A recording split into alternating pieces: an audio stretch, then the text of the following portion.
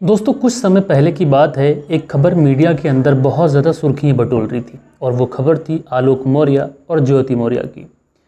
उसमें यह था कि आलोक मौर्य ने ज्योति मौर्य के ऊपर इस तरीके के इल्ज़ाम लगाए थे कि दोनों पति पत्नी थे। गरीबी में उसने अपनी पत्नी को पढ़ाया लिखाया। जब उसकी पत्नी एसडीएम बन गई तो उसके बाद में वो उसे छोड़कर किसी और के साथ चली गई।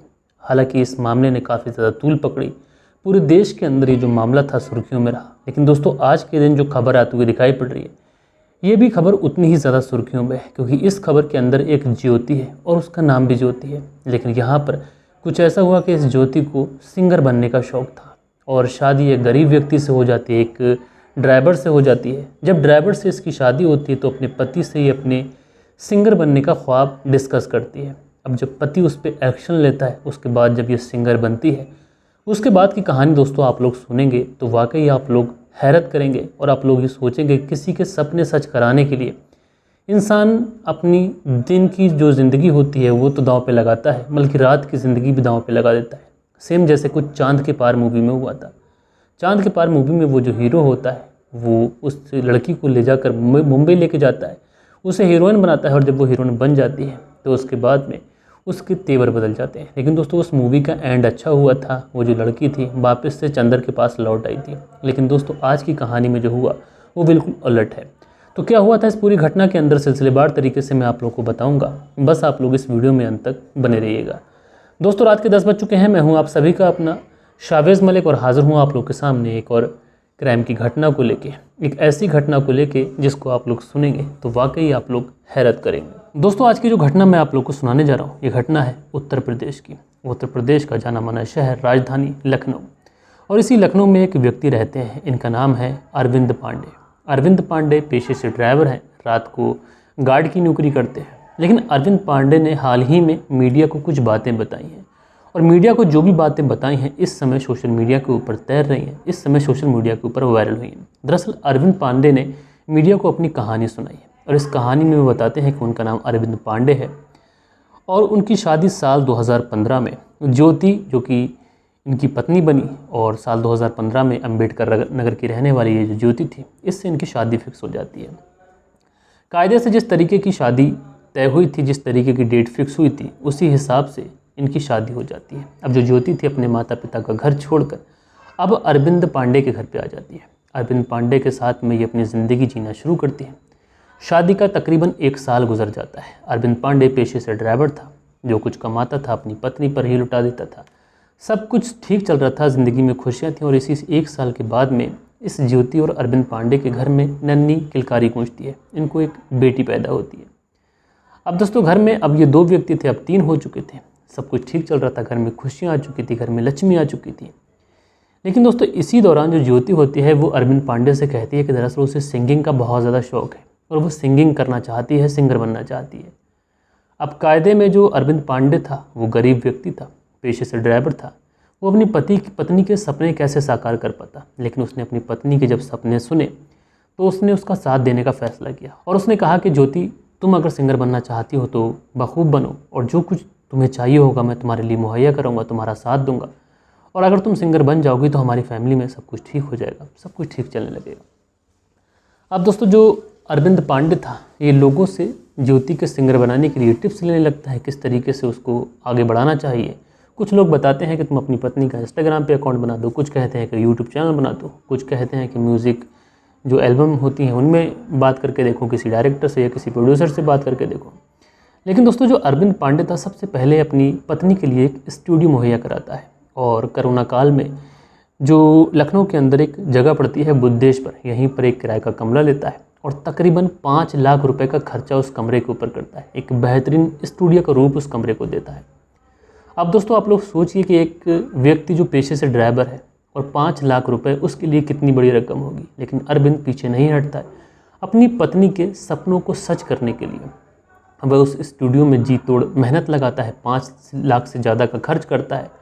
और दोस्तों जब इसके ऊपर खर्चा ज़्यादा बढ़ जाता है तो दिन को तो ये ड्राइवरी करता है, लेकिन अब ये रात को गार्ड की नौकरी करने लगा था।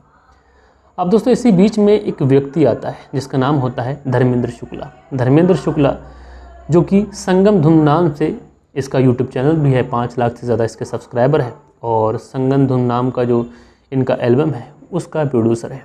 और इनके चैनल पर जो हिंदुत्व से रिलेटिव इनके उस पर गाने अपलोड किए जाते थे, यानी धार्मिक गाने अपलोड किए जाते थे।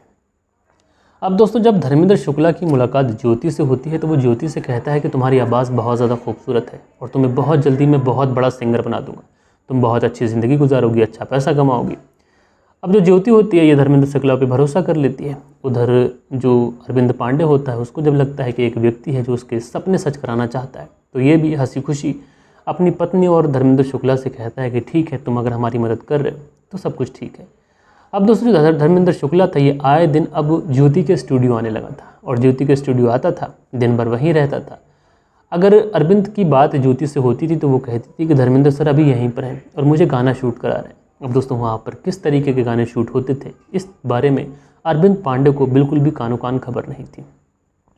अब दोस्तों अरविंद पांडे पेशे से तो ड्राइवर है, इसलिए ये कई बार घर से बाहर भी जाता था और कई दिन लौट के भी आता था। लेकिन दोस्तों इसी बीच में जो ज्योति होती है और जो धर्मेंद्र शुक्ला होता है, इन दोनों के बीच में नज़दीकियाँ बढ़ जाती हैं। जब इन दोनों के बीच में नज़दीकियाँ बढ़ती हैं, धीरे धीरे इनके बीच में फासले कम होते हैं। इनकी जो पहली शुरुआत होती है वो दोस्ती से होती है और दोस्ती धीरे धीरे प्यार में बदल जाती है। अब दोस्तों जब दोस्ती धीरे धीरे प्यार में बदल जाती है और इस बारे में जो अरविंद पांडे है उसे कानो कान खबर नहीं है, उसको ये लगता है कि उसकी पत्नी अपने काम पर ध्यान दे रही है, लेकिन वहाँ पर क्या काम चल रहा है उसको इस बारे में कानो कान खबर नहीं थी। लेकिन दोस्तों अब जो ज्योति थी अब अक्सर अपने घर से गायब रहने लगी थी। वो कभी पूछता अपनी पत्नी से कहाँ हो तो कहती है कि दिल्ली आई हूँ किसी काम से, कभी कहती है जयपुर आई हूँ, कभी कहती है मुंबई आई हूँ। इस तरीके से काम के बहाने से वो उसको बताती रहती है। लेकिन दोस्तों जो अरविंद पांडे होता है उसको कहीं ना कहीं अब अपनी पत्नी के ऊपर शक हो जाता है। उसको लगता है कि शायद उसकी पत्नी उससे झूठ बोल रही है और इसीलिए ये अब अपनी पत्नी के बारे में पता लगाने की कोशिश करता है। जो जानने वाले लोग थे उनसे पता लगाने की कोशिश करता है, लेकिन इसे कुछ भी पता नहीं चल पाता है। दोस्तों इसी बीच में जब ये अपने घर लौट के आता है मार्च साल 2024 में, मार्च साल 2024 का यह दिन था कि जब अपनी जिस ड्राइवरी के सिलसिले में बाहर गया हुआ था और जब वहाँ से लौट के ये आता है तो देखता क्या है कि इसके घर पर ताला पड़ा हुआ है और ताला इस तरीके से पड़ा हुआ है कि मानो कई दिन से बंद है। अब जैसे ही ये उस ताले को खोलता है या फिर मकान मालिक से पूछता है तो मकान मालिक होता है वो कहता है कि दरअसल ज्योति ने घर खाली कर दिया है और वो अपना सारा सामान लेकर यहाँ से चली गई है। अब जैसे ही अरविंद पांडे ये बात सुनता है कि ज्योति ने घर छोड़ दिया है, सारा सामान लेकर यहाँ से चली गई है, अब अरविंद पांडे अपनी पत्नी को हर जगह ढूंढने की कोशिश करता है। उसके रिश्तेदारों में, अपने घर पर हर जगह ढूंढने की कोशिश कर लेता है किसी मिलने वाले में। लेकिन दोस्तों कहीं पर भी ज्योति का कोई पता नहीं चलता है। उसका मोबाइल नंबर लगाता है तो मोबाइल नंबर स्विच ऑफ। अब बेचारा अरविंद पांडे क्या करे। लिहाजा जो अरविंद पांडे होता है ये बहुत ज़्यादा परेशान होता है, लेकिन अपनी पत्नी को ढूंढने की ये कोई भी कसर नहीं छोड़ता है। लेकिन इसी बीच में इसे खबर मिलती है कि जो ज्योति है ये इसी गोमती नगर विस्तार में किसी धर्मेंद्र शुक्ला नाम के व्यक्ति के साथ में लिव इन में रह रही है। जब इस तरीके की बातें इसे पता चलती है तो इसका जो माथा होता है ये ठनक जाता है, क्योंकि धर्मेंद्र शुक्ला कोई और व्यक्ति नहीं बल्कि वही व्यक्ति है जो अक्सर ज्योति के स्टूडियो में आया करता था। इसीलिए ये पता निकालते हुए अब जो गोमती नगर विस्तार है यहाँ पर पहुँच जाता है। दरवाज़ा खटखटाता है, दरवाज़ा खुलता है तो ज्योति सामने खड़ी होती है। अब ज्योति को जब ये देखता है तो उससे कहता है कि तुम यहाँ क्या कर रही हो, तुम्हें तो घर पे होना चाहिए था। ज्योति उसे तरह तरीके की बातें बताती है। लिहाजा जो अरविंद पांडे होता है अब ज्योति से कहता है कि कुछ भी हो तुम्हें अब घर चलना है। लेकिन जैसे ही अपनी पत्नी से घर चलने के लिए कहता है तो उसी समय जो धर्मेंद्र शुक्ला होता है ये कमरे से बाहर आ जाता है और इस अरविंद पांडे के साथ में मार पिटाई करता है। ऐसा अरविंद पांडे ने पुलिस को भी बताया, मीडिया को भी बताया। बहरहाल दोस्तों अब ये जो मामला है ये पुलिस की निगाह में पहुंचा है। ज्योति से पूछताछ भी की गई। ज्योति बताती है कि जो अरविंद पांडे है ये शराबी है, शराब पीता है और शराब के नशे में अक्सर उसके साथ में मार पिटाई करता है। अब दोस्तों आप लोग देखिएगा कि ये कैसी कहानी है, दिल को झकझोर देने वाली कहानी है। एक व्यक्ति जिसने अपनी मेहनत से ड्राइवरी कर रात को गार्ड की नौकरी कर अपनी पत्नी को उसने सिंगर बनाया और जब उसकी पत्नी कामयाब हो गई तो उसको ही छोड़ के चली गई। अब इस मामले में कितनी सच्चाई है ये तो आगे पता चलेगा। लेकिन दोस्तों इस दर्द भरी कहानी के बारे में आप लोग क्या कहना चाहते हैं कमेंट्स करके ज़रूर से ज़रूर बताइएगा। और दोस्तों कल के दिन आप लोग के कुछ कमेंट्स आए, वक्त होता है कि आप लोग के कमेंट्स पढ़े जाएं। सो दोस्तों हमारे वीडियोस में जो कल के दिन कमेंट्स आए थे इसमें शारिक अली हैं, लिखते हैं हराम रिलेशनशिप का बहुत बुरा अंजाम होता है हमेशा। तो भाई आपने बहुत अच्छी बात कही। उसके बाद में बाबूजी अंसारी हैं और ये लिखते हैं भाई साहब मैंने आपकी कहानी सुनी, मुझे बहुत अच्छी लगी। मेरा नाम है मोहम्मद जावेद, ज़िला हरदोई, उत्तर प्रदेश से। तो मोहम्मद जावेद जी आपका बहुत बहुत शुक्रिया। श्रीनिधि हैं लिखते हैं युवा पीढ़ी अपनी आपकी कहानी सुननी चाहिए युवा पीढ़ी को और सच का सामना करना चाहिए, सावधान हो सकते हैं क्राइम से। तो शील निधि जी आपका बहुत बहुत धन्यवाद। सोनू धीमान है, लिखते हैं love you brother, Punjab Pathankot Gurdaspur से हमारी कहानी सुनते हैं भैया, शुक्रिया। सुनील त्यागी जी हैं, लिखते हैं नमस्कार भाई साहब, रेणु सुनील त्यागी शाहनापुर शहर से, तो आप दोनों पति पत्नी का बेहद शुक्रिया। डॉक्टर AK अग्निहोत्री प्रयागराज उत्तर प्रदेश से हमारी कहानी सुनते हैं भैया, शुक्रिया। सेंट जेल बीकानेर से सुनील चौधरी जी हमारी कहानी सुनते हैं भैया, आपका बहुत बहुत शुक्रिया।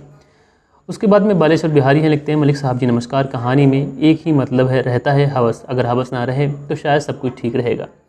दोस्तों आज आप लोग देख रहे हैं कि बैकग्राउंड में आप लोग को काफ़ी ज़्यादा आवाज़ें दिखाई पड़ रही हैं, क्योंकि आज के दिन जो मेरी मम्मी है वो हॉस्पिटल से डिस्चार्ज हुई हैं, तो बहुत सारे ऐसे लोग हैं जो उनको देखने के लिए आ रहे हैं, उनकी खैरियत पूछने के लिए आ रहे हैं, और इसीलिए मैं भी आज वीडियो थोड़ा सा शॉर्ट बनाया है। और आप लोग को वीडियो में अगर कुछ भी अच्छा लगा हो तो प्लीज़ लाइक कर दीजिएगा, और मैं कोशिश करूँगा कि कल की जो वीडियोज़ है वो दिन में शूट करूँ, ताकि रात के समय में आवाज़ ज़्यादा होती है, क्योंकि कुछ दिन ये जो सिलसिला है लोगों के आने जाने का ये लगा रहेगा, इसलिए बैकग्राउंड की आवाज़ के लिए मैं आप लोगों से माफ़ी चाहता हूँ। तो दोस्तों मिलते हैं कल के दिन किसी और क्राइम स्टोरी के बारे में डिस्कस करेंगे, जब तक के लिए गुड बाय, जय हिंद, जय भारत।